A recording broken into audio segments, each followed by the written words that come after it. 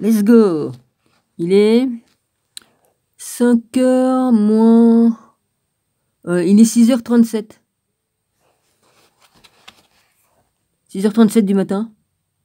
Si je vois bien. Il caille. C'est obligé, mon voisin a tout ouvert, donc je me pèle le cul. Je me suis endormie sur mon bureau. Je me suis occupée de mon courrier parce qu'il faut que j'envoie un courrier. Ah oui, on m'a mis en mise en demeure pour une facture d'eau qui est adressée à monsieur et madame Abnelgil. J'ai jamais porté ce nom-là. J'ai jamais été mariée. Donc, je vais leur envoyer un truc de décès, hein, avec, qui est là, le truc de décès. Et puis je vais leur envoyer un chèque, et puis je leur demande de mettre ça sur mon nom, hein, la facture d'eau, de les mettre sur mon nom, parce que mon cher cousin, il a oublié de faire le truc pour l'eau, l'andouille. Il a fait l'électricité, il a fait le gaz, mais il n'a pas fait pour l'eau, le con. C'est vraiment un couillon. Enfin bref, c'est pas grave, je vais le faire moi-même.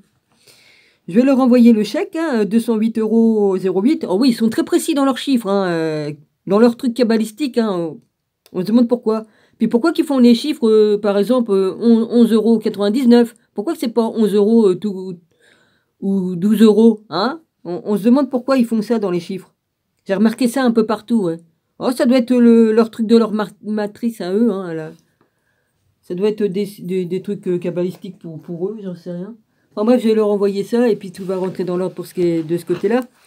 Ah oui, non, je vais pas parler sur d'autres choses. Maintenant, c'est terminé. Hein, je ferme les portes à une certaine personne. C'est terminé. Hein, j'ai dit ce que j'avais à dire dans l'autre vidéo. Voilà. Donc, pour moi, il n'existe plus. Il n'est rien du tout. Devant ma face. Il n'existe plus, c'est terminé. Un grain de poussière à côté de lui, mais plus important que sa personne. Voilà, c'est bon. Alors, je me suis trompée, évidemment, excusez-moi. Vous savez que comme je me lève pour aller faire une chose, des fois mon livre, il se referme tout seul. Ben, je me suis retrouvé sur une page que j'avais déjà lue. Donc je repars plus vers le chapitre que j'aurais dû lire, le livre 3.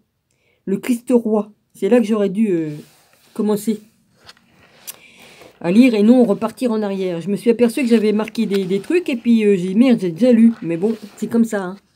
Faudrait que je fasse attention la prochaine fois de mettre un marque-page comme je me lève. Ça éviterait que le livre se referme, se réouvre à un mauvais endroit. Voilà. Alors bonjour à mon rabbi, je te bénis, ainsi que les frères et sœurs et les amis. Alors, page 214. Donc le chapitre, c'est livre 3, c'est le Christ roi. Et là, je suis au chapitre 28, l'image vivante du Seigneur, page 214. Voilà. Dans le livre Jésus dans la maison des pharaons. La révélation essénienne sur l'histoire de Jésus. Voilà. J'ai peu dormi, mais je me suis endormi sur mon bureau, sur mes papiers. Oui, je me suis écroulé de fatigue. Hein. Qu'est-ce que vous voulez que je vous dise? Puis après, j'ai passé une nuit blanche, hein, parce qu'il m'a réveillé. Ah bah lui, à 4h20 du matin, il a passé l'aspirateur. Ouais. Non, c'est normal de passer le turbo à 4h du matin, à 3h, à 1h, à minuit. Il fait à n'importe quelle heure. Hier, il a battu les records, au moins 15 fois qu'il a passé l'aspirateur.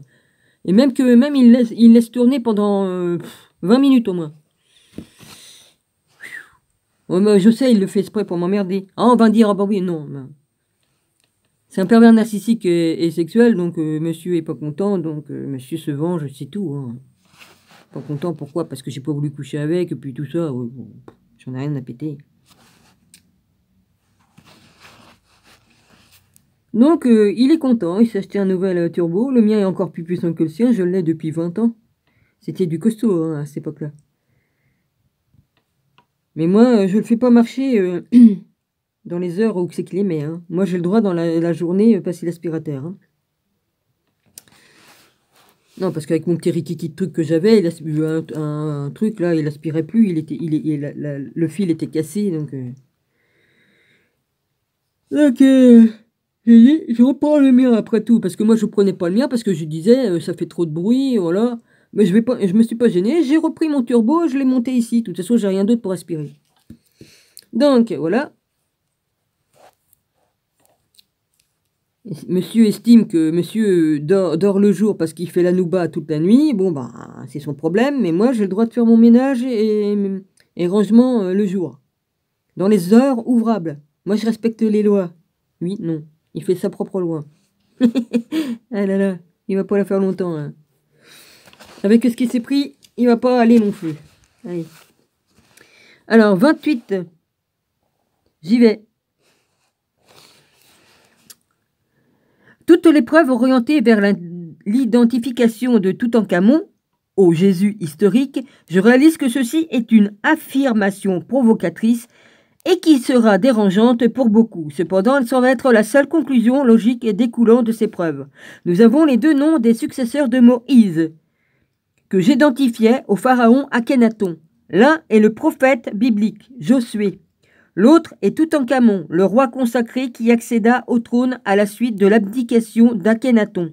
Nous avons déjà identifié Josué comme étant Jésus. Qu'en est-il de Toutankhamon? Oh, j'ai froid. Luc décrit la naissance prochaine de Jésus dans les termes suivants. Il sera grand et on l'appellera fils du Très-Haut. Le Seigneur Dieu lui donnera le trône de David. Son père, il régnera sur la mer de Jacob. Sur la mer. Sur la maison, excusez-moi. Pardon.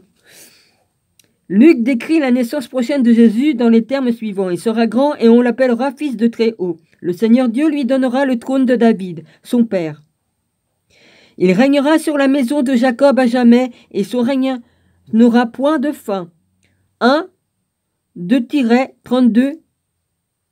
Non, 1-2.32-3. On ne peut dire de personne mise à part Toutankhamon que ces circonstances, fils du Très-Haut, assis sur le trône de son père David, qui signifie ici son ancêtre, s'accomplirent.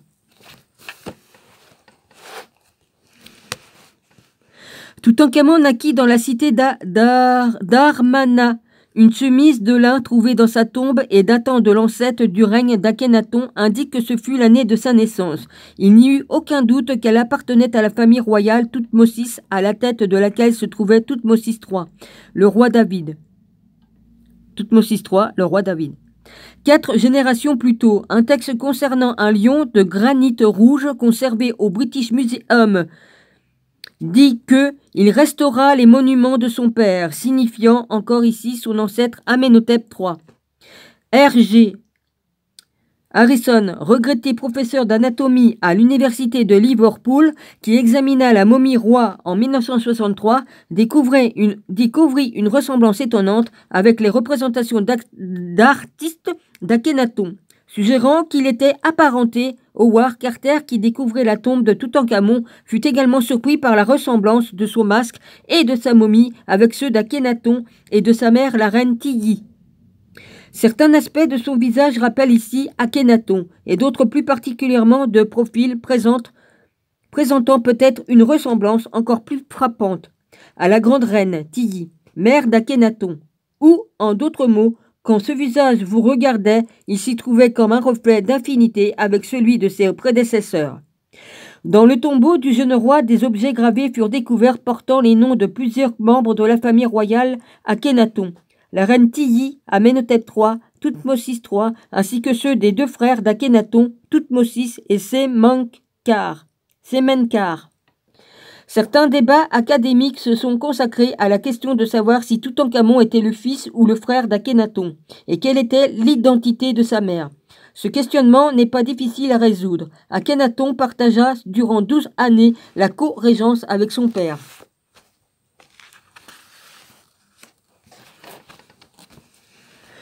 Amenhotep III puis régna seul durant 5 autres années. La naissance de Toutankhamon au cours de l'ancêtre du règne de son père, selon la chemise trouvée dans sa tombe, lui donnera 10 ans d'âge quand il accéda au trône et 19 ans quand il mourut. Ces dates sont confirmées par l'examen anatomique de son corps, ainsi que par la datation des objets trouvés dans son tombeau. L'ancêtre du règne d'Akhenaton correspond à l'an 33 de son père. À cette époque, la reine Tiyi avait environ 41 ans. 2 années auparavant, elle avait donné naissance à une fille, Bakhetaton. Et d'un point de vue purement physique, elle aurait pu donner naissance 2 ans plus tard à un fils, Toutankhamon. Cependant, si elle avait été la mère de Toutankhamon,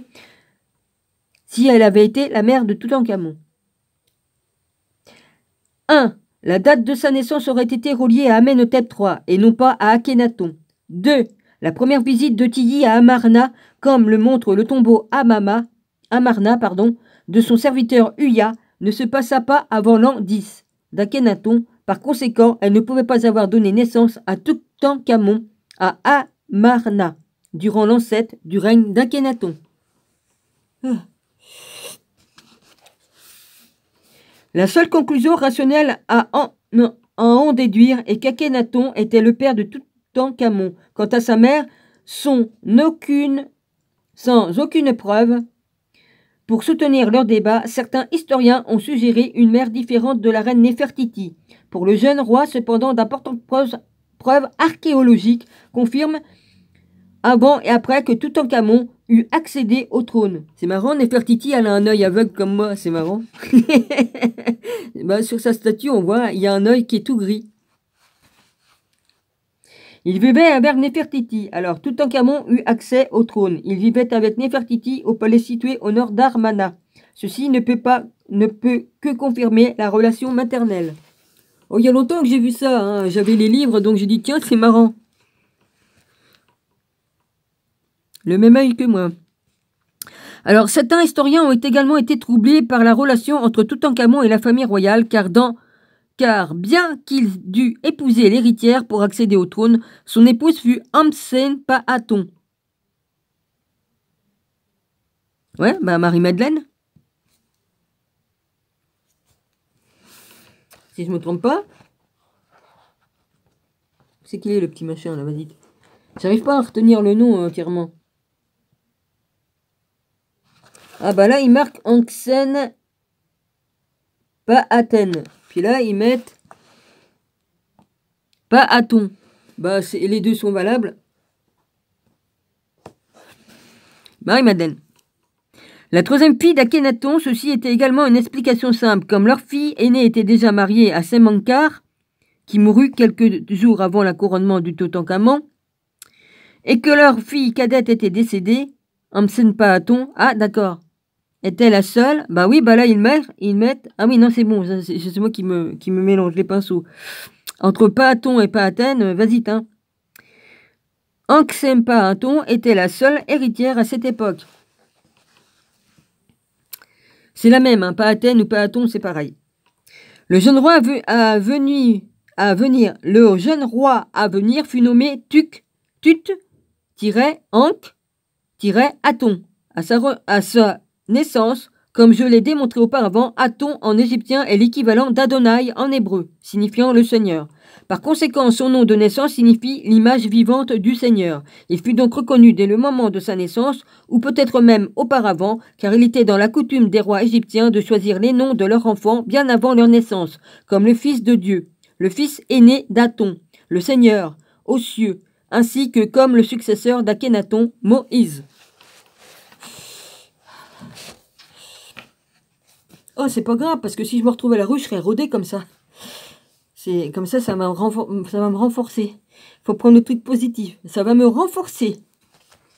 Tout ce qui ne tue pas rend plus fort. Les croyances messianiques viennent originellement d'Égypte. Le mot anglais Christ vient du grec Christos, équivalent du mot hébreu et araméen Mashi. Ce mot est dérivé de la racine Méché, un verbe signifiant consacré. Par conséquent, le Christ indiquait originellement le consacré qui est le roi. Celui-là, j'avais peut-être lu, mais je suis obligée de reprendre d'ici parce que j'ai mis un papier plus loin. Donc, la base des croyances messianiques provenait de la nature divine que les Égyptiens attribuaient à leur roi, dont l'autorité venait de Dieu. Dès le début de leur histoire, bien avant 30 siècles avant Jésus-Christ, ils identifièrent leur roi à Horus, le dieu faucon. Puis il se développa dans une version incarnée du dieu, qui apparut sur le trône d'Horus. Ce concept plaçait le roi entre Dieu et homme. Un autre développement important eut lieu à l'époque de la 4e dynastie, au 27e siècle avant Jésus-Christ, l'ère des bâtisseurs de pyramides, quand le roi ne fut plus identifié à Horus, mais devint le fils humain de Ra, le dieu cosmique. Les actions du roi étaient principalement considérées comme l'accomplissement des commandements de son père. Cette relation particulière entre le dieu Ra et le roi se manifestait par les 3 événements principaux de la vie du souverain. Sa naissance sacrée, sa consécration au moment de son couronnement et sa résurrection après sa mort. La naissance sacrée du roi est documentée par des scènes ainsi que par des textes trouvés sur le mur nord de la colonnade centrale du temple funéraire de la reine Hatshepsut, situé à Del el-Bahari, ainsi que dans la salle construite par Amenhotep III dans le temple de Luxor. Dans les 2 cas, la procréation et la naissance du roi concerné sont décrites comme découlant de l'union entre le dieu national Amon-Ra et l'épouse du pharaon régnant, représenté comme le pharaon et montré approchant la femme ainsi bénite. Les images et le texte dépeignent la scène très délicatement. Bien que représentant ouvertement l'union sexuelle, il n'y a rien ici de ce traitement spirituellement ascétique et si caractéristique de l'ancien âge helléniste qui conduisit à l'idée chrétienne de la naissance miraculeuse de Jésus.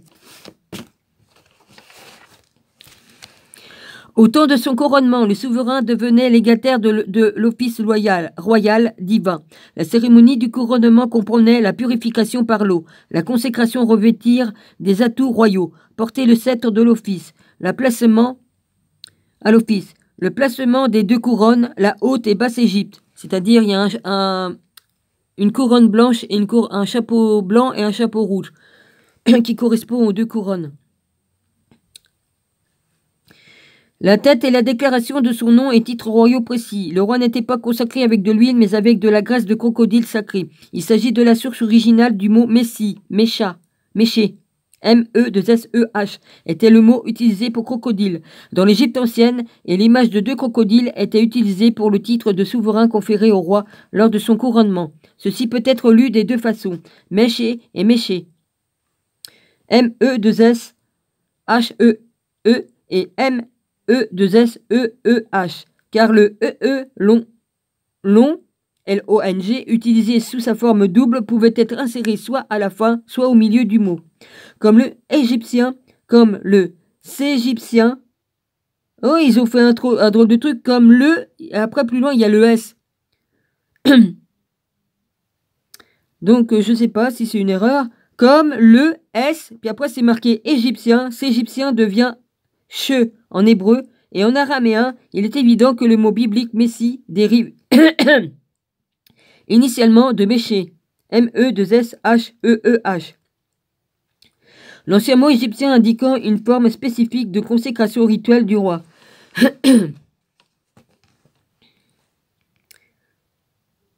L'événement final décisif dans la vie du souverain était sa mort et sa résurrection, tout comme le couronnement permettait à un homme de pénétrer dans le monde du divin à sa mort. Il cessait d'appartenir au monde humain. À sa mort, il cessait d'appartenir au monde humain. À partir de là, on croyait que le roi avait été réuni avec les dieux, avec qui il partageait la vie spirituelle éternelle.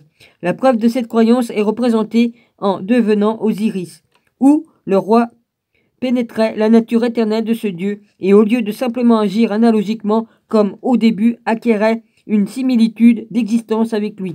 Par conséquent, quand nous lisions dans l'Ancien Testament que les Israélites attendaient leur Messie consacré, cela ne peut que signifier qu'ils attendaient un roi pour les convertir, pour les gouverner, pardon. C'est normal, j'ai des sécrétions qui vont dans ma gorge. Le nez est trop sec et puis avec les chemtrails qui nous mettent dans la gueule, ça assèche les sinus et ça fait que faut bien que ça passe par où ça passe. Au lieu de partir par là, ça repart dans l'arrière-gorge. Les Israélites attendaient leur Messie consacré. Cela ne peut que signifier qu'ils attendaient un roi pour les gouverner, les unifier et vaincre leurs ennemis.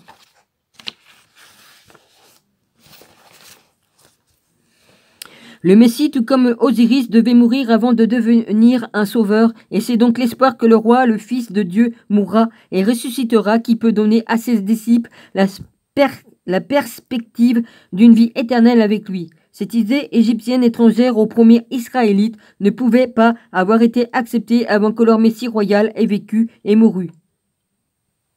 Ce fut le prophète Isaïe qui introduisit le premier le premier l'idée du Messie comme sauveur avec le personnage de serviteur qui devint par conséquent le sauveur du monde.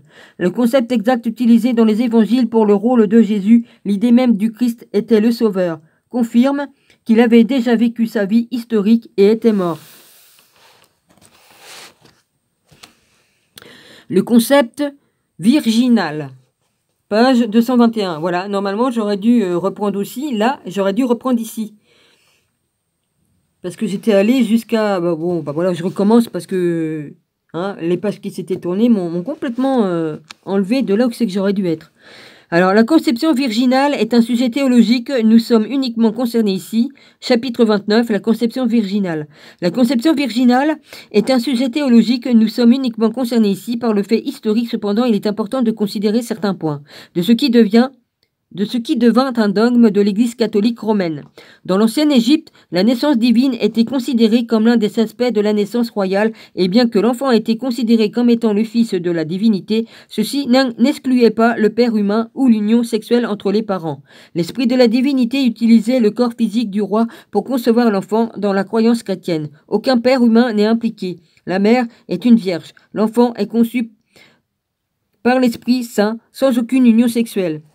Je peux vous dire que comme on fait un enfant, si on pense comment il veut qu'il soit, on l'a directement comme on l'a souhaité pendant l'acte sexuel. Moi, je sais pas, j'ai pensé. Je voulais... voilà. L'enfant, il paraît exactement tel qu'on a demandé qu'il soit. Physiquement, je parle.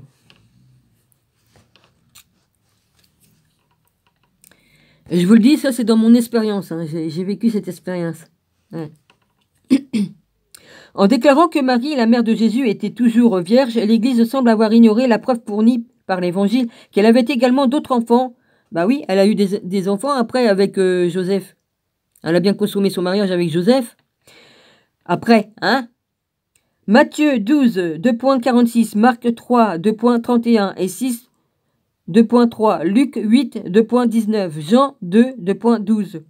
Ainsi que le témoignage concernant Joseph, sans qu'il l'eût connu, elle enfanta un fils. Matthieu 1, 2.25. Aucune mention n'est faite de la naissance de Jésus dans les écrits du Nouveau Testament, datant du 1er siècle après Jésus-Christ. Seuls les auteurs des évangiles y réfèrent. Sa mort, sa résurrection étaient les principaux centres d'intérêt. Je suis à la page 221. Je vais à la 122. À la 222.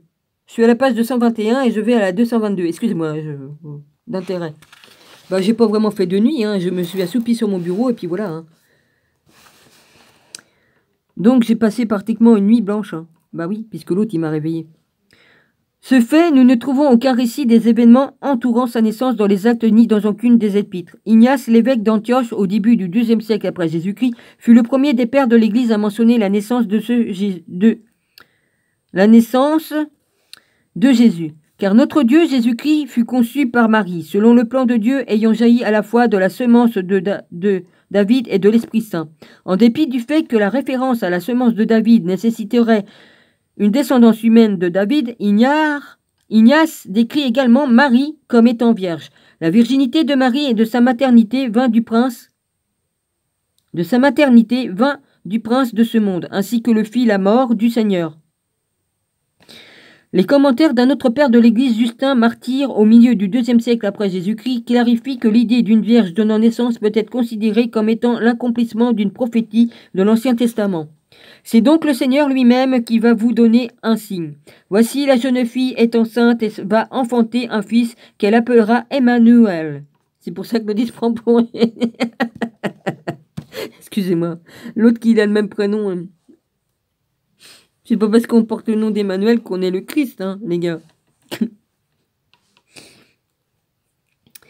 Isaïe 7, 2.14. Bien que le mot hébreu Alma indique une demoiselle, une femme non mariée, les chrétiens y virent la signification d'une vierge. Il a été suggéré que cette proclamation de la conception virginale de Jésus faisait partie d'une tentative de population du christianisme parmi les païens. Les Grecs croyaient qu'une femme sémêlée fut directement imprégnée par leur dieu chef Zeus, ce qui résulta en la naissance de Dionysos. Justin le martyr s'adresse à eux en ces termes, en disant que la parole naquit pour nous sans union sexuelle en tant que Jésus-Christ, notre maître, nous n'introduisons rien de nouveau à part ce que vous dites de ceux que vous appelez les fils de Zeus.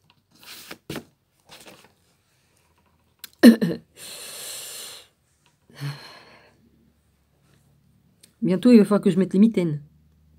J'arrive à avoir froid alors que j'ai mes chaussures qui... Oh la vache. Eh ben... 2 des évangiles qui apparurent au cours du... Ah bah là, il s'est mis au chaud dans sa chambre, hein. Hein? S'il savait ce que je pouvais faire. Je crois qu'il serait écœuré. Parce que je peux faire en sorte qu'il se pèle le cul dans sa chambre. Je peux vous le garantir. Je sais ce que je peux faire pour l'emmerder aussi.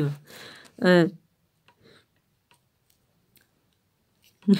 Franchement, si je voulais, il finirait en cube de glace. J'exagère quand même. Non, je peux y envoyer de l'air tellement froid que bah, je peux faire la même chose sauf avec un appareil. Allez, vache. J'ai un appareil qui peut faire le froid et le chaud et tout ça. Il suffit que je mette de l'eau glacée dedans, que j'envoie de l'air frais et puis il va se peler le cul, putain.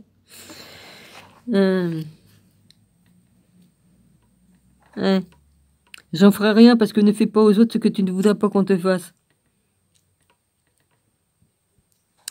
2 des évangiles qui apparurent au cours du 2e siècle après Jésus-Christ, Matthieu durant la première moitié et Luc au cours de la seconde, rapportent les récits de la nativité. Matthieu la relate en ces termes. Marie, sa mère, était fiancée à Joseph. Or, avant qu'ils eussent mené vie commune, elle se trouva enceinte par le fait de l'Esprit Saint. Or, tout ceci advint pour accomplir cet oracle prophétique du Seigneur. Voici que la Vierge concevra et enfantera un fils auquel on donnera le nom d'Emmanuel, nom qui se traduit Dieu avec nous. Matthieu 1, 2.18,22-3. Pour sa part, Luc décrit comment l'annonce de l'enfant à naître de Marie lui fut révélée par un ange. L'ange Gabriel fut envoyé par Dieu à une vierge fiancée à un homme du nom de Joseph. C'est mon petit préféré aussi, Gabriel. De la maison... Alors... Nom de Joseph de la maison de David. Et le nom... Une vierge fiancée à un homme du nom de Joseph, de la maison de David, et le nom de la vierge était Marie. Mais l'ange lui dit, « Voici que tu concevras un enfant et enfanteras un fils, et tu lui donneras le nom de Jésus. » Mais Marie dit à l'ange, « Comment cela se ferait-il, puisque je ne connais point d'homme ?» C'est-à-dire qu'elle n'a pas couché. L'ange lui répondit, « L'Esprit Saint viendra sur toi, et la puissance du Très-Haut te prendra sous son ombre. C'est pourquoi l'enfant sera saint et sera appelé Fils de Dieu. » 1, 2.26-7, 30-31, virgule, plus loin, 34-5. En l'an 200 de notre ère, le christianisme était devenu une institution dirigée par une hiérarchie de 3 ordres.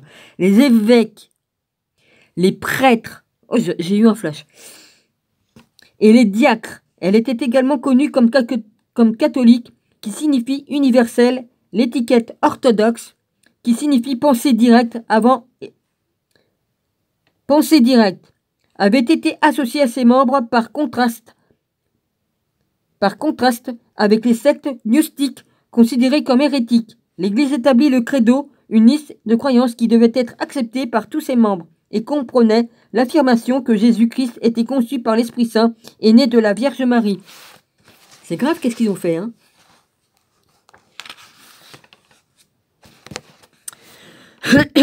Cette croyance se développa jusqu'au point extrême où Marie, la mère de Jésus, fut considérée comme toujours vierge. Un concept établi au concile de Trullo en 692 après Jésus-Christ, alors que l'Église catholique avait toujours enseigné la conception virginale de notre Seigneur béni, et avait affirmé que Marie était toujours vierge, même après qu'elle eût accouché du Fils incarné.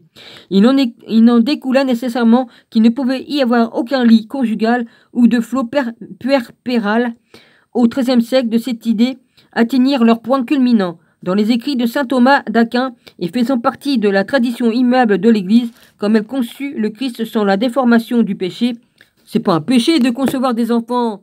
Dieu nous a donné ce truc veuillez remplir la terre. C'est pas un péché de faire ça, mais arrêtez de mettre la sexualité pour faire des bébés comme étant un péché. Vous êtes des cons, quoi. C'est pas péché que de coucher. On est marié, on conçoit et on fait des enfants, et c'est comme ça qu'on remplit la terre. Vous connaissez pas les 10 commandements, ma parole, hein. Voici, venez procréer et remplissez toute la terre. C'est pour les animaux, pour les hommes. Mais franchement, relisez vos 10 commandements, hein. Et sans la souillure de la relation sexuelle. C'est pas une souillure, les relations sexuelles, ça dépend ce qu'on en fait. Hein, évidemment, hein, si 2 hommes couchent ensemble, là, c'est un péché. Si 2 femmes couchent ensemble, c'est un péché. C'est écrit dans la Bible. Hein. Moi, je juge pas les gouines et les pédés. Hein. Ils font ce qu'ils veulent. J'ai des amis pédés, je les juge pas. Hein, que tu couches avec des animaux comme l'autre, là, en bas, là. Ça, c'est un péché. Faire des choses hors machin.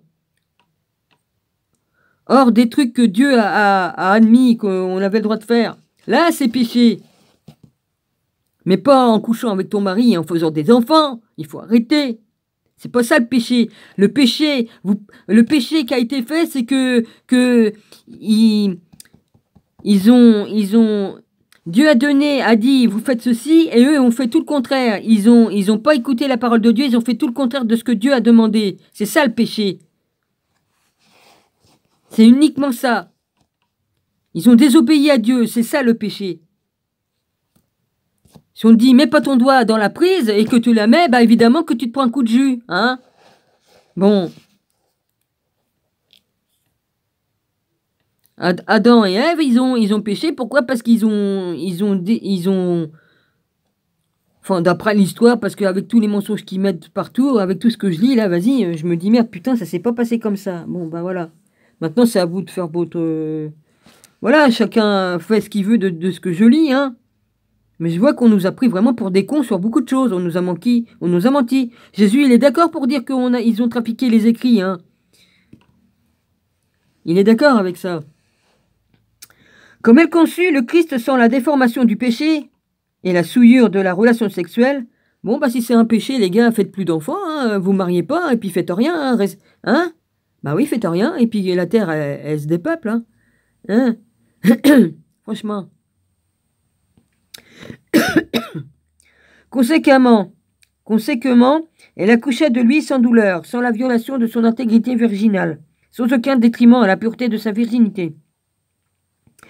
Les sectes gnostiques séparées, disséminées sur toute l'Égypte et le Levant, avaient des vues variées et différentes sur le sujet des gnostiques, recherchaient la connaissance au travers de la méditation et de la vie monastique et croyaient que comme l'homme est créé de l'Esprit de Dieu, la connaissance de l'être suprême peut être réalisée au travers de canaux internes permettant à l'esprit humain d'atteindre l'esprit divin.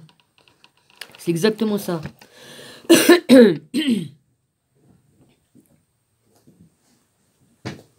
Ben,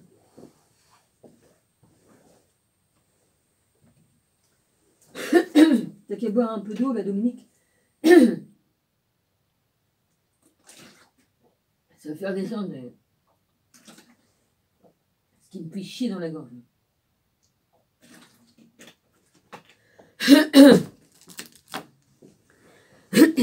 Ça, vous pouvez boire de la Volvic, hein, je vous le dis, il n'y a pas de truc dedans. Hein. Il y a certaines marques aussi qui en mettent du truc dedans. Ouais. De ce qu'il y a dans les vacs. J'ai pas dit le nom, hein. Et puis dans l'air aussi, hein. Du graphène. Ils en ont trouvé dans le plastique des bouteilles de certaines marques. Ou dans l'eau, hein, aussi. Je le dis, hein, je dis ça, je dis rien. J'en suis d'où? Alors, je sais plus d'où c'est que j'en suis, moi, du coup, je suis parti, mais il fallait que je bois. Excusez-moi. Je m'excuse, hein. Je souhaite à personne de perdre sa vésicule, quoique c'est peut-être de ma faute, hein, avec les conneries que j'ai fait. Comme on se suicide, on ne doit pas se louper, au moins comme ça, après on n'a plus de problème, parce qu'après, on a des problèmes de santé, hein. C'est pas grave. Bon. Alors j'en suis d'où, Marie? La pureté de sa virginité. Ok, j'étais là. Les sectes gnostiques séparées, disséminées sur toute l'Égypte et le Levant, avaient des vues variées et différentes sur le sujet.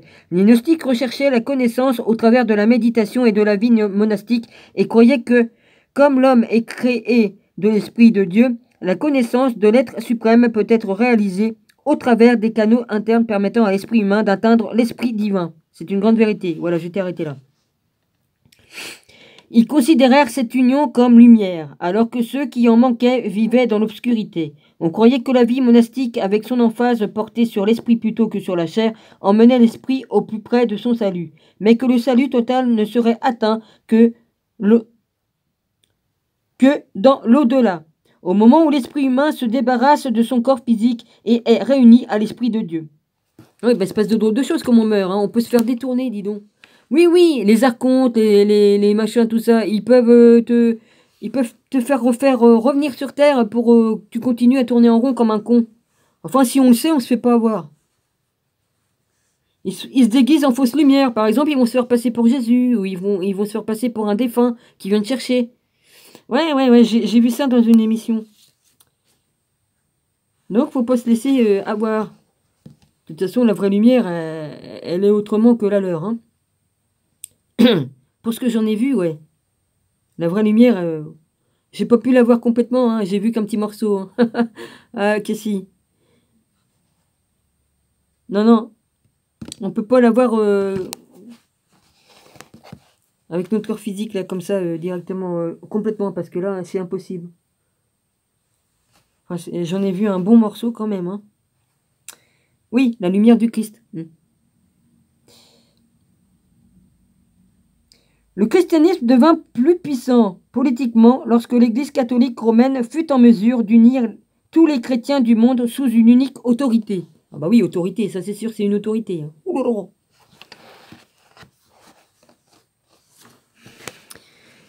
Ouais, patriarcal. Alors que normalement, il y a le sacré féminin et le sacré masculin. Ne font qu'un, hein, ils font un ensemble. Hein. Il faut mâle et femelle. Hein. Pour que ça soit équilibré. Hein, ils ont retiré ça. C'est bien pour ça qu'ils se sont mis à, à mépriser les femmes et à les rabaisser plus bas que terre. Ouais. S'il n'y avait pas eu les femmes, je crois qu'il n'y aurait pas grand humain sur terre. Hein. Quoique maintenant, les autres, avec leurs trucs, ils veulent faire... oui, enfin bref. Je vais pas m'avancer sur les trucs de machin bidule. Hein, sur la robotisation et mettre l'esprit dans une machine. Hein. Ouais. S'imagine qu'ils vont avoir l'immortalité comme ça en étant dans un robot. Ah ouais. Ouais. Il y en a qui veulent faire encore mieux que Dieu. Bon, bah, faut le faire. Hein. Faut le faire à souder, hein, quand même. Hein. Ah, bah, Gilles, hein, ça va te plaire, celle-là.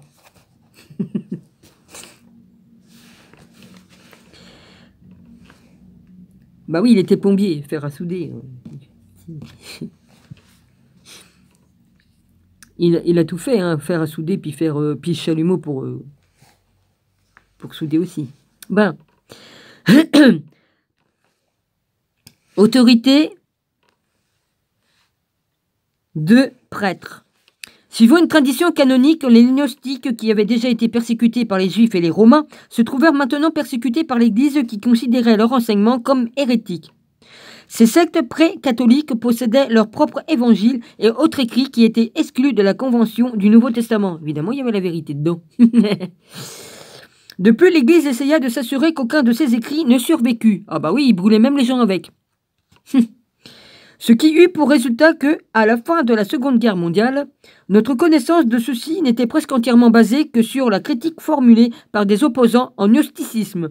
Cependant, en décembre 1945, Mahamad Ali El-Saman, un paysan égyptien, découvrit accidentellement un large récipient de terre mesurant légèrement au-delà de 3 pieds de haut sur la montagne El Tarif.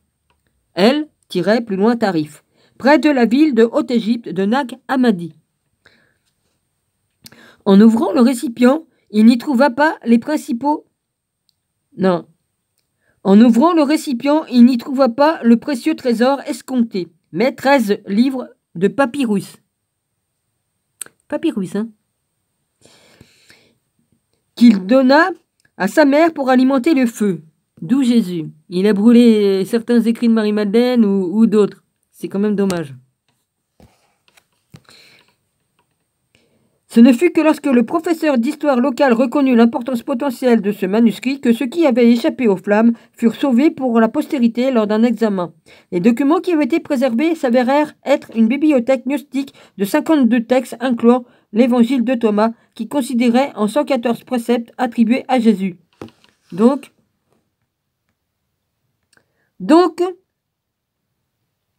l'évangile de Thomas, c'est Jésus. C'est l'évangile de Jésus. Ah bah c'est écrit, hein. Cependant introuvable dans le Nouveau Testament. Les textes écrits en langue copte, le langage liturgique des chrétiens égyptiens ayant clairement été recopiés de précédents textes que l'on pense grecs et possiblement démotiques, l'ancienne forme d'écriture égyptienne venait du IVe siècle après Jésus-Christ. Très intéressant.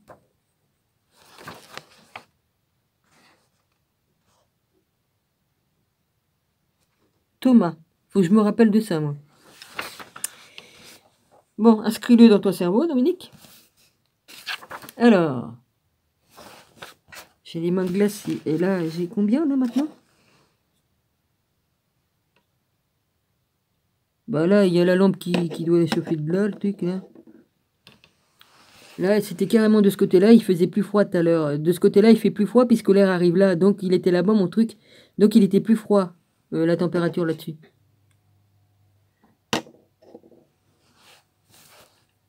Ah oui, j'ai mis du vernis à ongles parce que dessus, pourquoi? Je n'en mets pas, hein, mais je l'ai depuis longtemps. Pour voir l'appareil, parce que noir sur noir, je voyais rien. Ah oui, je l'ai fait aussi pour ma boîte à lunettes, j'ai mis du vernis dessus. Sinon, je vois rien. Bon, alors j'y vais. Ces textes prouvèrent que les gnostiques avaient des vues variées sur la conception virginale. Un groupe la rejeta comme n'étant pas un fait historique, car aucun enfant ne peut être conçu sans deux parents humains. Tout en même temps, ils identifièrent la mère de Jésus comme étant la troisième personne de la Trinité, qui consistait en Dieu le Père, Dieu le Fils et le Saint-Esprit féminin et maternel. Ah, Stéphanie, le Saint-Esprit féminin et maternel. L'évangile de Philippe, l'un des textes provenant de Nag Hammadi, explique que le Christ naquit d'une vierge, c'est-à-dire de l'esprit. Mais l'auteur ridiculise ces chrétiens, l'esprit littéral qui affilie à tort la conception virginale à la Marie, la mère de Jésus. Non, à la Marie, qu'est-ce que je raconte moi? Ah Marie. T'as quelle suite? Je mets des postillons sur ma...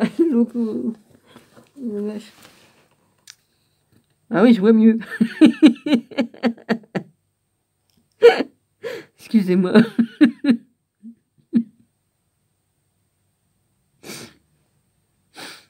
Bon, je commence un peu au-dessus. Bon, ça va. Arrête de rigoler, Dominique. Bah, ça fait du bien de rire, hein. C'est bon pour la santé, ça masse l'estomac et puis les organes qu'on a à l'intérieur. Donc, c'est excellent pour la santé. Alors, c'est guérir par le rire. J'ai vu ça quelque part.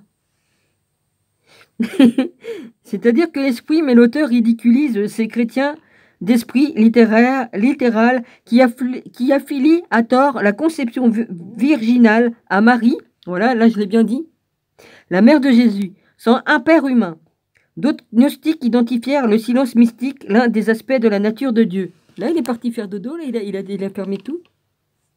Ah bah oui, hein. Lui, il se couche soit à 7h30 ou à 8h ou à 6h, ça dépend. Hein.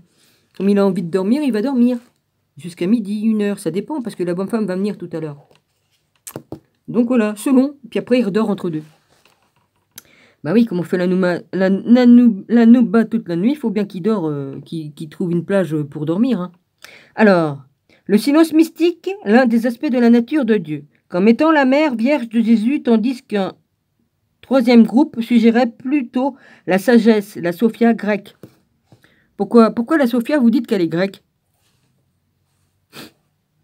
Un aspect féminin de l'être suprême. Pour leur part, les manuscrits de la mère morte, tout en identifiant Dieu comme le Père du Messie, ne mentionnent pas une mère vierge. Selon l'ordre du banquet messianique, le repas de Pâques, il est dit que Dieu engendrera le Messie davidique et un document de Qumran relatant le rétablissement du royaume de David dans les derniers jours, ainsi que la prophétie du deuxième livre de Samuel, verset 7, 2.13-14.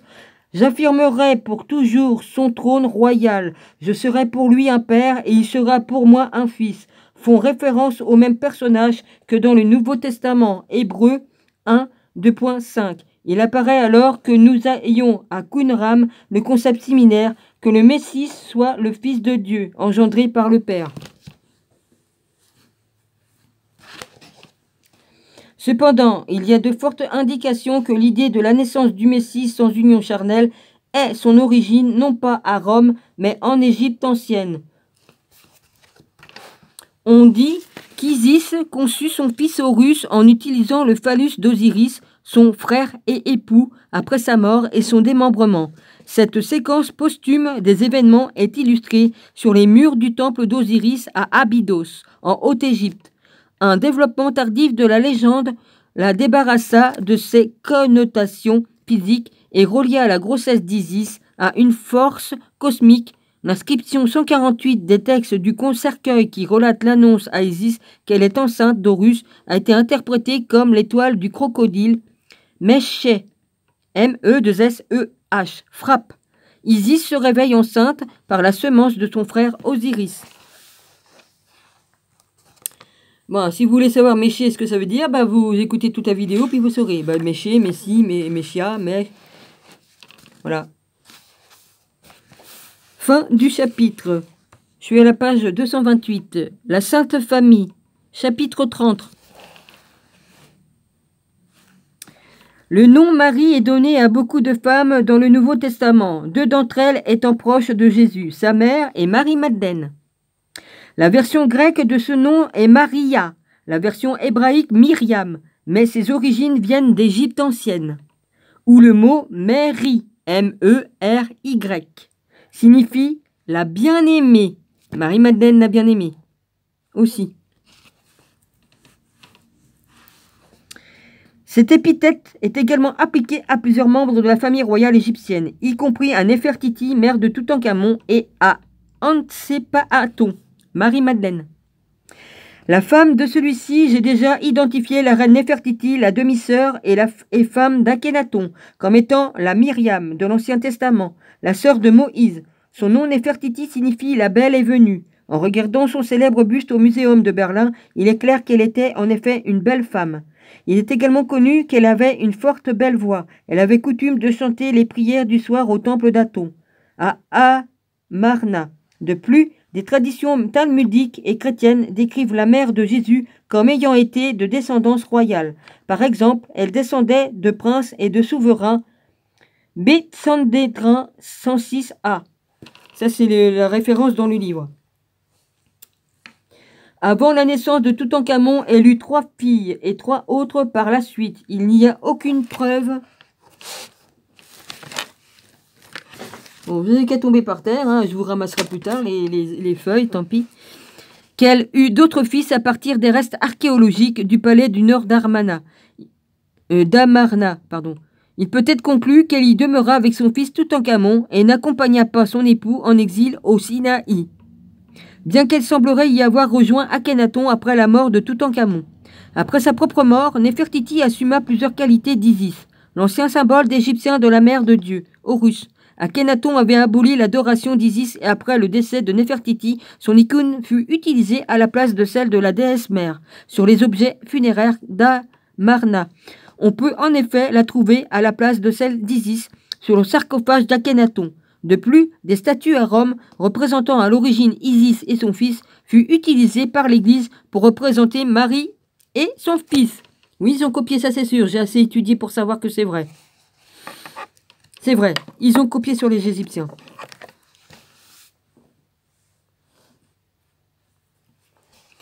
Et il ne faudra pas me dire pourquoi que j'étais attiré par l'histoire de toute cette famille-là, justement.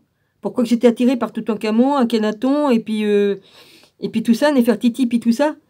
C'était mes préférés. Ramsès II, bon, bah, je sais pas, hein? C'est quand même bizarre. Non, il n'y a rien de bizarre, c'est parce que c'est dans notre ADN, tout ça. C'est dans notre ADN. puisqu'on est descendant. Nous sommes descendants, oui. L'autre Marie, Marie-Madeleine, qui aurait été liée sentimentalement à Jésus, semble être une femme plus jeune. Ah, j'étais plus jeune à l'époque. Ah bah oui, je l'ai dit. J'ai dit que j'étais plus jeune que Jésus à l'époque. Bien avant que je le lise. Pourquoi je le sais? Parce que je le sais. Là-haut, on me l'a dit. Première apparition est celle d'une pécheresse, son nom. Comme Jésus se trouvait à Béthanie, chez Simon, le lépreux, alors qu'il était à table, une femme vint avec une flacon d'albâtre contenant un art pur et grand prix, brisant le flacon et le lui versa sur la tête. Marc 14, 3. Brisant le flacon et le lui versa sur la tête. Marc 14, 3. Pour sa part, Luc, lui, fait oindre les pieds de Jésus, se plaçant alors en arrière tout en pleurs. À ses pieds, elle se mit à lui arroser les pieds et ses larmes, puis elle les essuya avec ses cheveux, les couvrait de baisers, les oignait de parfums. Luc 7, 2.38. Ils ont beaucoup menti, hein. Marie-Madeleine, et puis que ce soit celle qui verse sur les pieds ou sur la tête, c'est Marie-Madeleine. Et l'autre truc aussi, c'est Marie-Madeleine. Et ils ont dit, ah maintenant ça fait 3 femmes différentes. Oui, c'est ça, ouais. Faut arrêter les conneries, hein. Subséquemment, le nom de Marie-Madeleine apparaît parmi ceux qui suivirent Jésus et restèrent près de lui jusqu'après sa mort. Bien qu'aucune explication satisfaisante ne soit donnée, elle était clairement très attachée à la personne de Jésus. Émotionnellement et physiquement, elle resta près du tombeau temporaire. Il n'y avait que la famille toute proche qui avait le droit d'être au tombeau, d'être sous la croix. Il n'y a que les 3 membres de la famille qui ont eu le droit d'être au pied de la croix pour veiller sur Jésus comme il était sur sa croix. Que les membres de la famille. Donc je vois pas ce que si Marie-Madeleine ne faisait pas partie de la famille, je vois pas pourquoi qu'elle aurait été sous la croix. Ouais, puis je me suis vue en plus, hein, la vache. Je me suis vue au pied de la croix. J'ai tout revu, hein. Près du tombeau temporaire, où il fut placé après sa mort, et est décrite comme ayant rencontré Jésus après la résurrection. Jésus lui dit, Marie, Marie-Madeleine, elle le reconnut et lui dit en hébreu, Rabouni, c'est-à-dire maître. Jésus lui dit, ne me retiens pas ainsi, car je ne suis pas encore monté vers le Père, mais va trouver les frères et dis-leur, je monte vers mon Père et votre Père, vers mon Dieu et votre Dieu, et mon Père et votre Père, vers mon Dieu et votre Dieu. Jean 22.16-17. C'est Marie ne pouvait être qu'Amtsen pas Aton, la reine de Toutankhamon, des Jardong, la reine de Toutankhamon des Jardong en albâtre furent trouvées dans le tombeau du roi. C'est marrant parce que moi, comme je voyais ces trucs-là, j'aimais bien les vases en albâtre. Avant de savoir tout ce que je sais, hein, maintenant. Hein. C'était dans mon ADN, tout ça. C'est dans... Tout est inscrit en moi, hein. Punaise. Et elle représentait à l'arrière du trône royal l'onguent de parfum exactement comme le disent les évangélistes. Dans 4 autres scènes trouvées sur des objets dans le tombeau, le couple est toujours représenté en compagnie l'un de l'autre dans des scènes détendues et romantiques. Nous pouvons voir combien elle était attachée à sa personne, comme l'est décrite Marie-Madeleine dans les évangiles. L'épithète Marie-Madeleine, l'épithète Madeleine. Donc le crâne qu'ils ont trouvé là-bas dans la fameuse grotte, c'est pas mon crâne. Déjà un crâne qui se balade comme ça sans avoir été mis, sans avoir été préparé, il reste plus rien. Il reste même pas des os. Au bout de 500 ans, les os deviennent poussière. Il faut travailler le corps pour qu'il se garde, comme faisaient les Égyptiens.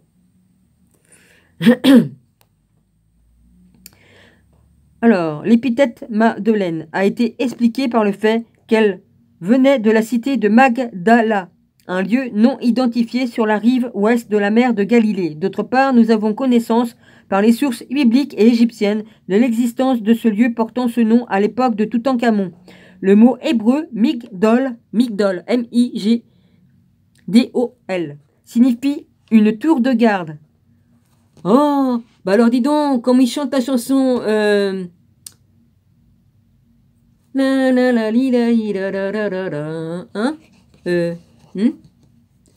Quelqu'un va reconnaître, hein. Dedans, ils n'ont pas la île de garde. Hildegarde. Oh putain, ça a tilté dans ma tête, dis donc. Oh la vache. Ça parle de ça. Une tour de garde. Migdol signifie une tour de garde et indique une cité fortifiée. Une telle cité est mentionnée comme ayant été le second poste militaire à l'est de la cité de Zarv, sur la route d'Horus. Bah excusez-moi, hein, moi je reçois de là-haut, moi je dis ce qu'on me dit. Hein.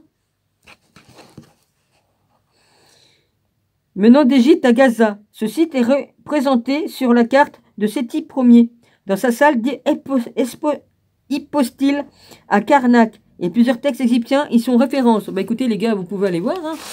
Rien ne vous empêche d'aller regarder. Hein. J'ai plus mes livres, sinon je vous aurais montré. Ça c'est sûr.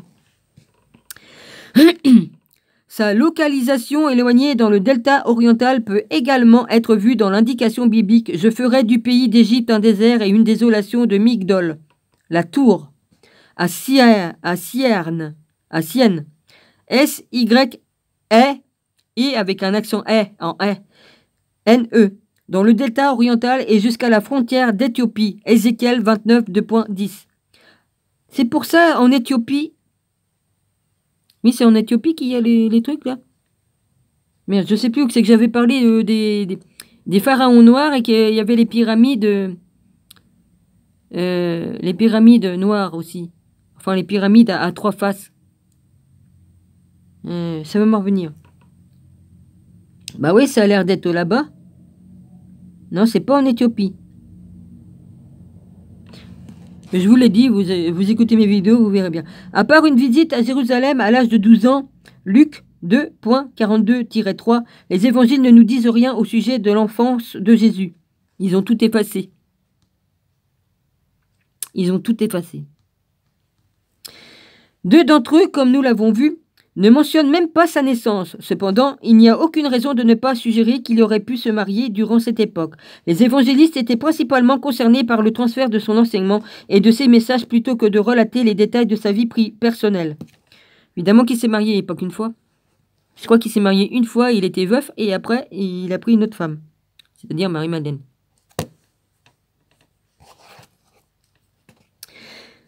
Dès que tu as l'âge de 14-15 ans, je crois, à l'époque, tu devais te marier, je crois.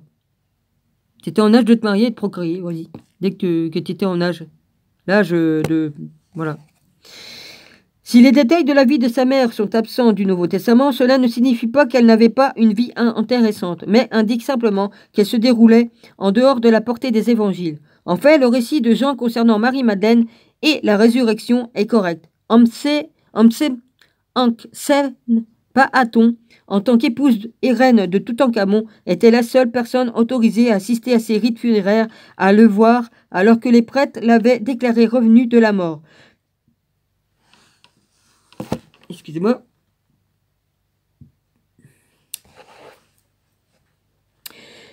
Je m'excuse, hein. Bon.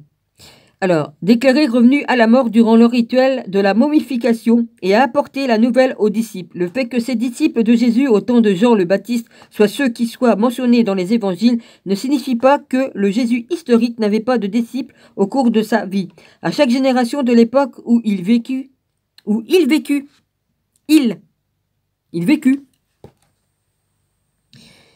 un groupe de partisans et de disciples persévère sa mémoire et ses enseignements jusqu'à ce qu'ils soient divulgués en raison de la mort de Jean le Baptiste. Les 12 premiers pouvaient avoir été ses ministres.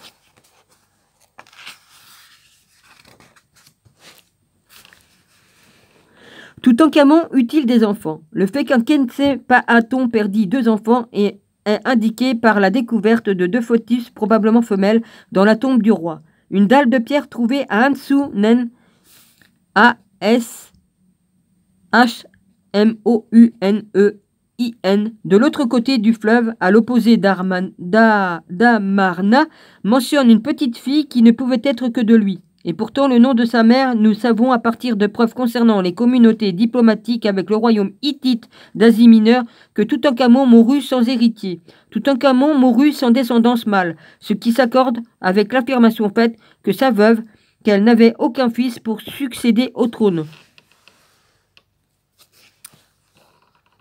Le nom de Joseph est utilisé dans les évangiles pour désigner deux personnes. L'un est décrit comme étant charpentier, descendant de la maison de David, et le beau-père de Jésus. Sur les 4 auteurs évangélistes, seuls Matthieu et Luc mentionnent ce Joseph, qui disparaîtra de la scène avant le ministère du Christ. On ne dit rien de sa destinée. La seconde personne portant ce nom est Joseph d'Arimathie, que l'on dit riche, un homme d'autorité, disciple de Jésus, et qui apparut soudainement après la crucifixion pour réclamer le corps de Jésus, afin de l'ensevelir. Je pense que tous deux doivent être identifiés comme étant la même personne. Aïe, le grand-oncle vizir et successeur de Toutankhamon, que j'ai identifié comme étant Ephraïm, le fils de Joseph, le patriarche. La disparition du premier Joseph totalement inexpliquée est tout aussi surprenante que l'apparition soudaine du second. Le soir venu, il arriva un homme riche d'Arimathie, nommé Joseph, qui s'était fait lui aussi disciple de Jésus. Il alla trouver Pilate et demander le corps de Jésus. Joseph prit donc le corps, le roula dans un linceul propre et le plaça dans le tombeau tout neuf qu'il s'était fait tailler dans le roc. Matthieu 27, 57-60. Marc nous apporte un peu plus d'informations sur ce personnage. Joseph d'Arimathie, membre notable du conseil qui attendait aussi le royaume de Dieu, s'en vint hardiment trouver Pilate et demander le corps de Jésus. Ayant acheté un linceul, il descendit Jésus de la croix, l'enveloppa dans le linceul et le déposa dans une tombe qui avait été taillée dans le roc. Marc 15, 2.43,46. À partir de ces passages, nous apprenons que Joseph apparut au soir de la mort du Christ. Il était un disciple de Jésus. Il était également un membre du conseil israélite. Il avait assez d'autorité pour réclamer le corps et pour que celui-ci lui soit accordé. Il attendait le royaume, c'est-à-dire qu'il en était proche. Ce personnage mystérieux a beaucoup de points communs avec Aïe, qui avait également l'autorité qui était proche du royaume. De plus, si ces passages sont comparés à la déclaration dans Isaïe sur le serviteur martyr, on lui a dévolu sa sépulture au milieu des impies et son tombeau avec les riches. Cela indiquerait Aïe,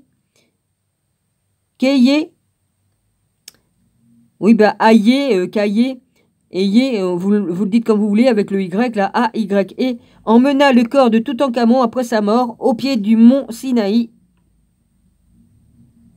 Après sa mort. Cela indiquait qu'Aïe emmena le corps de Toutankhamon, virgule, après sa mort, virgule, au pied du mont Sinaï et l'ensevelit dans un tombeau. Le premier tombeau, et non pas celui qui fut usurpé plus tard par Horembeb, qui n'était pas à l'origine pour lui, mais devait être celui d'Aïe lui-même, taillé dans le rocher de la vallée des rois. Des preuves archéologiques confirment ce point. Il n'y a certainement aucun doute qu'Aïe supervisa l'enterrement du jeune roi. Ce fut le roi Aïe, successeur de Toutankhamon, qui enterra notre monarque, car là, sur les murs intérieurs de la chambre mortuaire de Toutankhamon, Aïe, comme roi, s'est fait représenter parmi les scènes religieuses officiant devant Toutankhamon, une scène sans précédent dans les tombes royales de cette nécropole. Fin du chapitre, page 234. Chapitre 31, celle qui est cachée. Celle qui est cachée, Marie-Madeleine. Bon, page 235. Moi je dis ça, on va voir si c'est ça.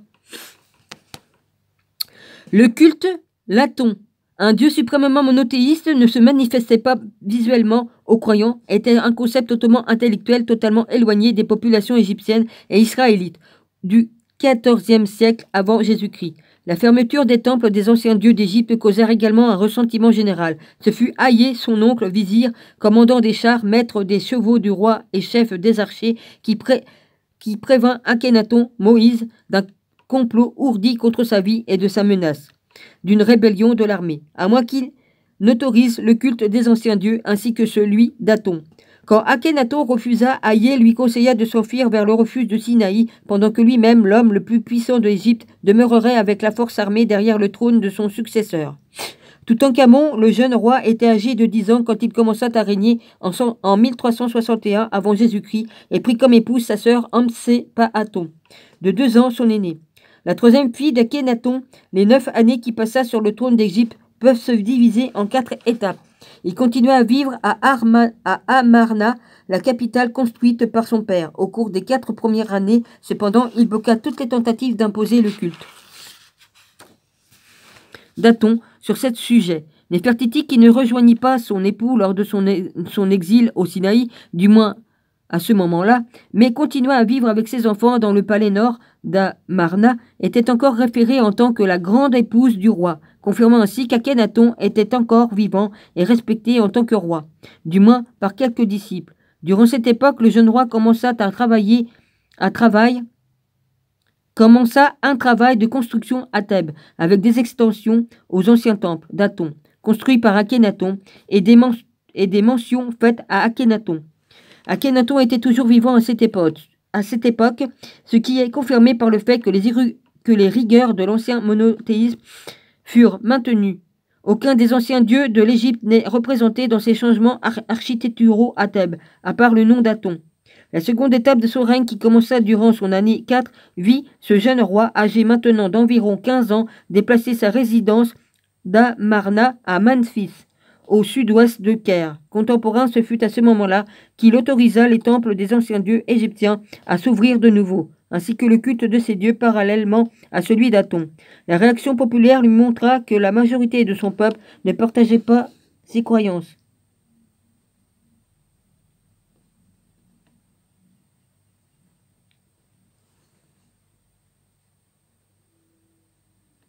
Ah, ça rien, il est en train de chanter l'autre idiot. Je me dis, qu'est-ce qui se passe? J'entends des voix.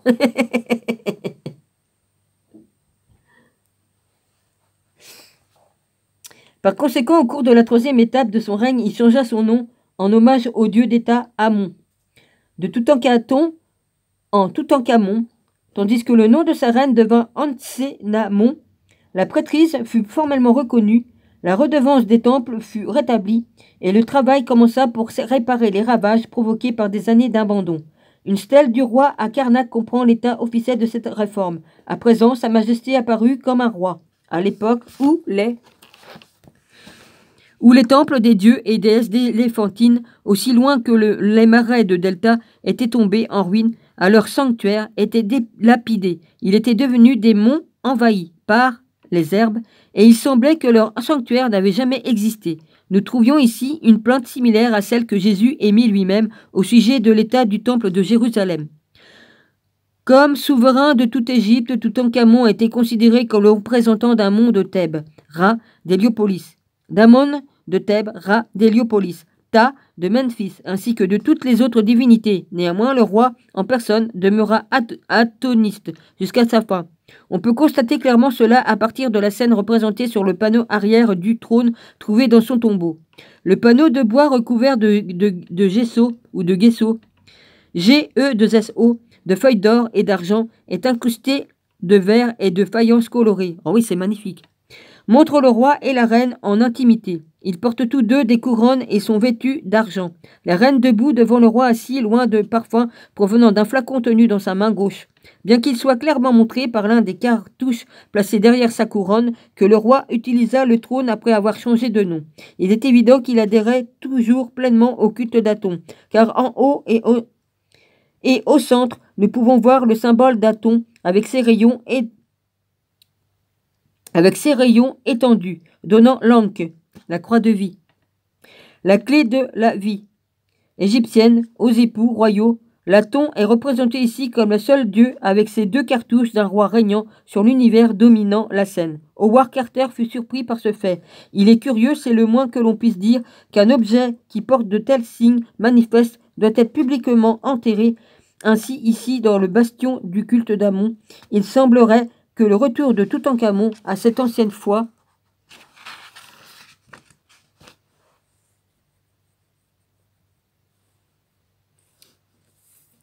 les cheveux qui me gênent n'était pas entièrement une question de conviction. Ceci est confirmé par un texte trouvé sur d'autres objets des mobiliers funéraires qui, après avoir mentionné quelques-unes des importantes divinités égyptiennes, se termine par la déclaration que Toutankhamon était le fils aîné d'Aton aux cieux.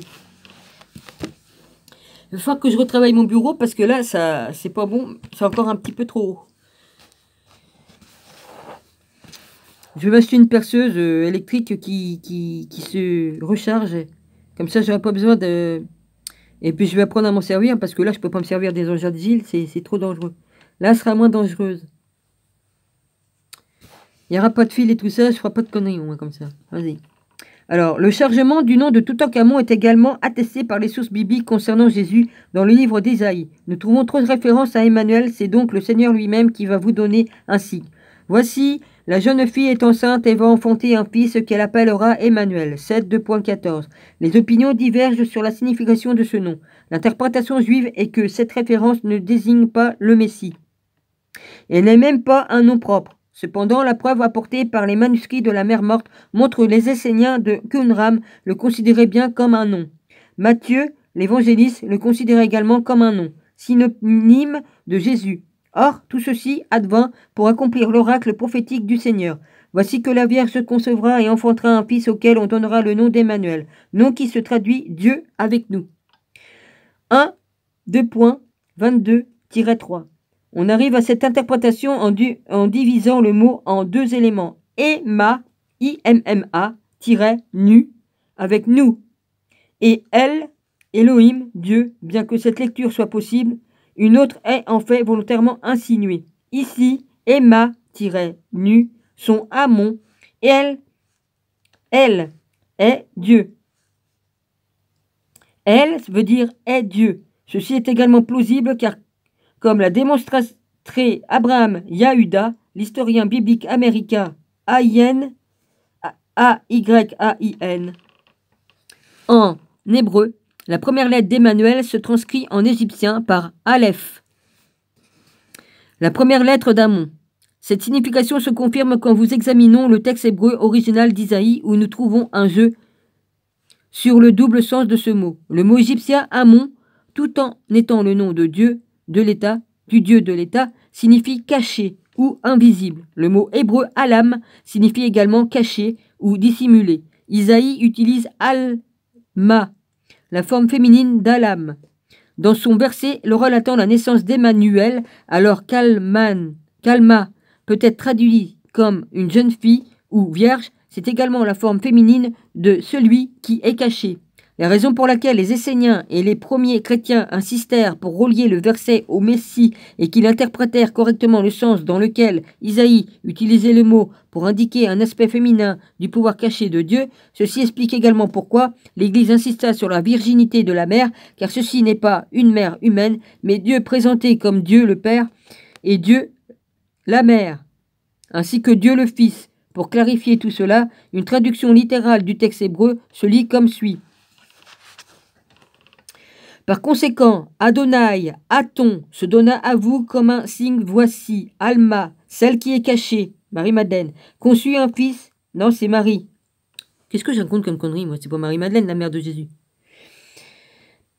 Voici, Alma, celle qui est cachée, conçut un fils aîné, et celle qui est cachée l'appela Amon, U-L, celui qui est caché est son Dieu.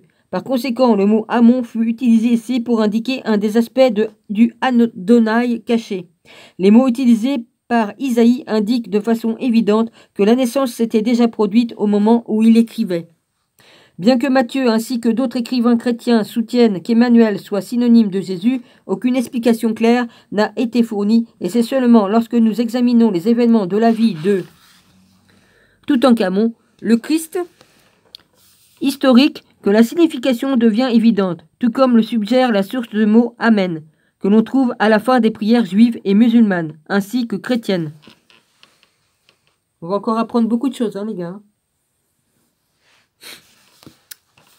La quatrième et dernière étape du règne de Toutankhamon se produit en l'an 9 de son règne quand il entreprit sa mission au Sinaï pour tenter de persuader Akhenaton et ses disciples de retourner en Égypte, où ils pourraient vivre en paix. S'ils acceptaient les changements religieux qu'il y avait opérés et que les autres peuples puissent avoir leur propre forme de culte, nous trouvons un écho de ces tentatives pour persuader Moïse et ses prêtres alors que les Israélites étaient toujours à Goshen, de regagner l'Égypte et d'y vivre, en harmonie avec des peuples de différentes croyances qu'ils considéraient alors en ennemis. Dans le récit de l'évangile de saint Matthieu, en chapitre 5 du discours sur le mont attribué à Jésus, « Heureux les artisans de la paix, car ils seront appelés fils de Dieu. N'allez pas croire que je sois venu abolir la loi ou les prophètes. Je ne suis pas venu abolir, mais accomplir. Hâtez-vous de t'accorder avec ton adversaire. Vous avez appris qu'il y a été dit, là il y a un œil, c'est marqué œil pour œil et dent pour dent. Eh bien moi je vous dis de ne pas tenir tête aux méchants. Au contraire, quelques-uns te donnent-ils un soufflet sur la joue droite, tends lui encore l'autre. Vous avez appris qu'il a été dit, tu aimeras ton prochain et tu haïras ton ennemi. Eh bien moi je vous dis, aimez vos ennemis, priez pour vos persécuteurs, ainsi serez-vous fils de votre Père qui est aux cieux. Oh bah j'ai prié pour certains, mais ça n'a rien donné, hein, de mes ennemis. On peut également ressentir la supplication de Toutankhamon régnant sur deux peuples divisés par la race et la religion. Excusez-moi. Dans les mots de la prière du Seigneur qui suit, cependant, au lieu que ses requêtes soient acceptées, il fut accusé de trahir sa foi et assassiné. On peut le dire, ouais, assassiné lâchement. Fin du chapitre, page 241. Nouveau chapitre, la preuve provenant du tombeau. Ah, je sais où c'est que j'ai rayé le livre. C'était sur le... C'est là-dessus. J'ai rayé le livre avec l'embout qui est là, qui retient la table, le boulon. C'est ça qui a rayé le livre. Ça y est, j'ai compris. Alors, page 242. La preuve provenant du tombeau. Je sais pas si je vais avoir le temps. Il me reste combien? Oui, j'ai encore du temps. La nature violente de la mort de Toutankhamon fut révélée par l'état de sa momie. Elle fut initialement examinée en 1925 par un pathologiste, Douglas A. Derry. Cependant, il ne s'agissait que d'une inspection visuelle. Elle fut incapable de rendre un pronostic concernant les causes de la mort. Des signes visibles sur les parties externes du corps résultent des facteurs ayant causé la mort étaient remarquablement nombreux. Un examen plus approfondi utilisant les rayons X fut entrepris en 1968 par R.G. Harrison, professeur d'anatomie à l'université de Liverpool, et A.B. Abdallah, professeur d'anatomie à l'université du Caire. Il rapporte lorsque les bandelettes au pourtour des restes du corps furent retirées, il fut immédiatement évident que la momie n'était pas en un seul morceau. Mon Dieu. La tête et le cou étaient séparés du reste du corps et les membres avaient été détachés du tronc. La résine dispensait une odeur douceâtre qui s'assénua dans tout le tombeau et demeura omniprésente durant le reste de l'examen. Des investigations supplémentaires montrèrent que les membres, en plus d'être détachés du corps, étaient brisés en plusieurs endroits. Je me doute bien, hein. Ils l'ont tabassé à mort. Le bras droit avait été brisé au coude. Le haut du bras était séparé de l'avant-bras et de la main. Le bras gauche était brisé au coude ainsi qu'au poignet. La jambe gauche était brisée au genou. La jambe droite était intacte. Les extrémités de l'humérus droit, l'os du haut du bras et des deux fémurs, les os des cuisses avaient été cassés du restant du corps. La tête et le cou avaient été séparés du tronc, à la jointure, entre la 7e cervicale et la première vertèbre du thorax. Leur rapport se poursuit. Les tissus du visage sont contractés sur le crâne, ce qui rend les pommettes très saillantes. Les dents sont très serrées. Les radios du thorax affirmèrent le fait que le sternum et la plupart des côtes au devant de la poitrine avaient été retirés. Oh la vache. On pense qu'il était âgé au moment de sa mort de 18 ans environ et la taille du corps est de 5 pieds et 6 pouces et demi. Il est de grande importance que les tailles des deux statues du jeune roi placées de chaque côté de la porte scellée menant à la chambre mortuaire sont à quelques millimètres près de la taille estimée ci-dessus. C'est exactement confirma également les traits délicats qui sont reflétés dans son masque d'or. Tous ceux qui furent présentés au cours de l'exposition des restes du roi furent d'accord avec la description de Howard Carter parlant d'un visage raffiné et cultivé et d'une contenance placide et sereine. L'examen ne fournit aucune preuve d'une maladie comme étant à l'origine de la mort. Il est évident, vu l'état de ce corps, que Toutankhamon ne mourut pas de cause naturelle, mais dut subir de terribles tortures physiques avant d'être pendu. Jésus a été pendu. Si on relit tout ce que j'ai lu dans les livres avant. Il faut faire un rapprochement et puis reconstruire le puzzle. L'accusation principale portée contre le Jésus historique était son affirmation d'être le fils de Ra, une divinité égyptienne plutôt qu'israélienne. Ce titre fut trouvé gravé sur le stèle du roi découverte au temple de Karnak en 1905. Ceci éclaire sous un nouveau jour les convictions des rabbis talmudiques qui considéraient Jésus, le fils de Marie, comme étant également le fils d'un certain Pandira. Comme Pandira n'est pas un mot hébreu, diverses explications de son origine ont été avancées, alors que les évangiles relatent Jésus à son père divin, qui n'était pas l'époux de sa mère. Les récits du Talmud affirment qu'il n'avait pas de père, en raison d'une union irrégulière entre sa mère et Pandira. Il a même été suggéré que Pandira aurait pu être un soldat romain qui eut une liaison avec Marie. Bon, il s'emmerde pas. Marie a jamais fait cocu Joseph. En fait, le mot Pandira est tout simplement la forme en hébreu d'une ancienne épithète royale égyptienne. Le fait que les rabbis conservaient le mot sans en connaître la signification en soutient l'authenticité. Le mot en hébreu est pa-ndi-ra.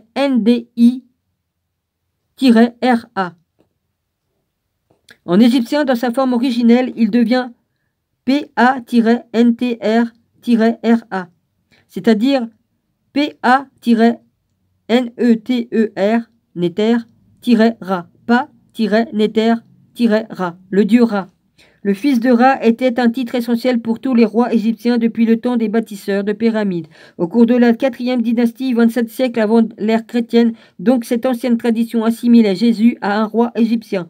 Le voile de dissimulation entourant le jour de pardon étudié précédemment indique également que la victime de l'assassinat perpétré au pied du mont Sinaï, le jour où Jésus mourut, était un roi égyptien et de plus un roi dont le père était encore vivant. Après que le jour du pardon fut séparé de la fête de Pâques, il ne devint pas uniquement l'occasion d'une repentance générale pour le péché à la place du Messie en tant que victime. Nous avons un ennemi, un Israélite.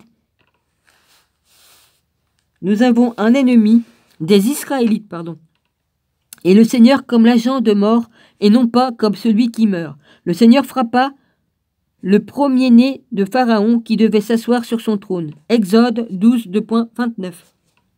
La signification de ce passage a été faussement interprétée. S'il s'agissait simplement du premier-né d'un pharaon régnant qui fut frappé, il n'aurait pas été nécessaire d'ajouter les mots qui devait s'asseoir sur son trône.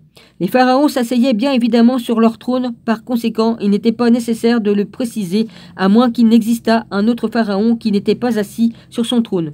Le narrateur rapporte un événement historique d'une manière à dissimuler la véritable identité de victime, le pharaon régnant de l'époque, pour jeter encore davantage le trouble sur ce sujet. L'auteur biblique présente dans le passage suivant du livre de l'Exode un troisième pharaon, le pharaon de l'oppression. Cependant, il ne pouvait pas avoir d'héritier qui mourut brutalement à cette époque, car il n'existe aucun rapport historique d'un tel événement. L'enfumage. Toujours mensonge. Ils mettent tout le temps des mensonges pour... voilà. Howard Carter rapporta qu'il découvrait plusieurs preuves dans le tombeau de Toutankhamon dont le contenu était lié à des croyances et pratiques chrétiennes à venir. Parmi ces preuves se trouvaient certains objets rituels personnels, 2 habits de cérémonie et une paire de gants, similaires aux vêtements utilisés plus tard par l'Église catholique romaine. Les 2 vêtements que j'ai choisi d'appeler habits de cérémonie rappellent les vêtements officiels des tenues sacerdotales telles la dalmatique portée par les diacres évêques de l'Église chrétienne ou par les rois et empereurs lors du couronnement. Il se présente sous la forme d'un vêtement long et ample, comprenant des décorations ornementales tissées avec des franges de chaque côté. En plus de cette ornementation, l'un d'eux présentait des broderies de motifs de palmettes, de flore et de faune du désert, réalisées sur le large ourlet du bas. Les ouvertures du col et de poitrine sont également décorés de motifs tissés, l'un des habits d'un aspect sobre, à des manches étroites comme la tunique, l'autre entièrement tissé de rosettes colorées, ainsi que de motifs de fleurs et de cartouches sur la poitrine. Comprend un col tissé représentant un faucon aux ailes déployées, et il présente également le titre royal tissé sur le devant. Il était peut-être porté durant certaines occasions. Et il était symbole de joie, tout comme le dalmatique porté par un diacre quand l'ordre sacré était conféré, au cours duquel les mots suivants sont répétés. Puisse le Seigneur te vêtir de la tunique, de la joie et l'habit de jubilation. De plus, ces habits pouvaient fort bien avoir la même origine que les vêtements romans, d'où vient l'habit liturgique. La dalmatique de l'Église chrétienne. La paire de gants, selon Carter, était dans un meilleur état de préservation, soigneusement pliée, également fait de lin fin. De lin tissé. De lin fin, pourquoi je dis de lin tissé. Il était possiblement destiné à être porté avec les habits. Un évêque catholique romain porte des gants lors de le pontificat, ainsi que la tunique et le dalmatique sous sa chasuble. Et ils sont similairement tissés d'un somptueux motif et présentent une bande au poignet de bourgeons alternés de fleurs de lotus. D'autres objets furent également découverts qui se relataient à de futures croyances et pratiques chrétiennes. Il y avait aussi un certain nombre de plumes d'autruche rappelant la flabella de cérémonie toujours utilisée durant la procession papale à Rome, celle qu'elle fut remarquée durant le processus eucharistique de sa sainteté le pape en juillet 1929. Ces éventails, tout comme le flabella pontifica, étaient portés par des chambellans d'honneur durant les processions pharaoniques, ou étaient portés à côté du trône et apparaissaient toujours de chaque côté du roi ou directement derrière. Ouais, je le confirme. Le visage rayonnant si familier dans les récits bibliques relatant la transfiguration de Jésus sur le mont peu de temps avant sa mort, puis de nouveau quand Moïse descend du mont Sinaï avec les 10 commandements pour la seconde fois, est également attribué à Toutankhamon par l'intermédiaire de l'un des objets trouvés dans sa tombe. Un sceptre royal utilisé en relation avec des offrandes porte ce texte. Le beau Dieu bien-aimé au visage radieux, comme Laton, je recommence. Le beau Dieu bien-aimé au visage radieux comme Laton quand il brille. Toutankhamon, il y avait une statuette de bois plaqué or représentant le roi comme le jeune guerrier Horus sur une embarcation de roseaux dans l'acte de tuer le typhon, l'ancien prototype égyptien correspondant probablement à Saint Georges tuant le dragon de l'ère chrétienne. C'est l'une des 2 statuettes trouvées dans un coffre noir en forme de reliquaire et était soigneusement enveloppée dans du lin. Une lampe à 3 branches, symbole de la Trinité, fut également trouvée. Oh bah dis, c'est bien moi, mon bougeoir il est en 3. Hein? Oh bah dis donc. Symbole de la Trinité fut également trouvé. Une esquisse lampe à 3 branches de forme florale sculptée d'un seul morceau de calcite translucide. Elle comporte 3 coupes à huile en forme de lotus avec des tiges et des feuilles de lotus sortant d'une base circulaire. Le tombeau contenait également des fruits et des graines de l'épine. Attends. Le tombeau contenait également les fruits et les graines de l'épine du Christ, un arbuste similaire à l'aubépine, originaire d'Égypte ancienne et utilisé pour la nourriture. La médecine est le bois dont on disait qu'il avait une signification religieuse. On dit que cette plante fut utilisée pour la couronne d'épines du Christ. Puis les soldats tressant une couronne avec des épines le lui mirent sur la tête. Jean 19, 2.2. Howard Carter avait la ferme conviction que Toutankhamon fut enterré au printemps, comme le procédé de momification durant 70 jours, cela aurait signifié qu'il mourut en hiver. Cependant, les preuves botaniques trouvées dans la tombe montrent qu'il a dû mourir au printemps et être enterré en été. La plupart de ces preuves consistent aux bourgeons et fruits de printemps, des petites fleurs de piquerie bleues et fruits de la mandragore, baie douce amère, trouvée dans la couronne funéraire recouvrant le second et le 3e cercueil. Les fruits de la mandragore et les baies douces amères n'auraient pas pu être utilisés sans avoir été séchés au préalable. Ceci est rendu évident par la collerette située sur le 3e cercueil où les fruits de la mandragore coupés en 2 durent évidemment être séchés avant d'être cousus. Sur la collerette avec des paillettes bleues. De plus, le nénuphar bleu utilisé dans ces guirlandes n'éclot pas avant l'été. Toutankhamon mourut très probablement en avril, à la même période qu'à la mort du Christ. Avril. Des preuves trouvées ailleurs dans la vallée des rois éclairent sous un nouveau jour le récit trouvé dans l'évangile de Matthieu. L'évangile de Matthieu concernant les 3 rois mages qui arrivèrent du pays étranger pour faire des offrandes et rendre hommage au roi nouveau-né. Cette histoire est originaire d'Égypte, au temps de l'Empire, alors que l'Égypte contrôlait la presque totalité de l'Asie occidentale, ainsi que la Nubie. Ah voilà, c'est de Nubie, les pyramides de Nubie, les pharaons noirs, les pyramides à 3 faces, et une partie du nord du Soudan. De telles visites et offrandes étaient courantes. Une boîte fut trouvée dans la chambre située au nord de la tombe de Dorambeb, dans la vallée des rois. Elle contenait plusieurs morceaux d'épaisses feuilles d'or portant le nom de Toutankhamon et d'Aïe. Des preuves qui contribuèrent finalement à la découverte de la tombe du jeune roi et de l'origine de l'histoire des 3 rois mages. L'un de ces fragments présentait les 2 cartouches royaux d'Aïe sur la gauche, faisant face sur la droite à 3 étrangers dont les bras sont levés en signe d'adoration envers les titres du roi. Le premier avait une grande barbe et d'épais cheveux tombant sur sa nuque. Son habit était orné de dessins en pointillés, formant des cercles au-dessus et des carrés en dessous. La cape et la large ceinturon sont également décorés. Ceci est le type même du Syrien venant des côtes méditerranéennes. Le deuxième a une coiffure à plusieurs niveaux et surmontée d'une plume. Le col enserre étroitement le cou. Le foulard est croisé sur la poitrine et la robe retombe droit en plissé. Il s'agit sans aucun doute d'un nègre de Soudan. Le troisième aborde une barbe pointue. 2 plumes sont attachées à sa chevelure. Libre, un grand manteau enveloppe son corps, tout en laissant les membres à nu. C'est de cette façon que sont représentées dans les tombes des rois et dans d'autres images ethnologiques les races blanches du Nord. Les Libyens de Marmarica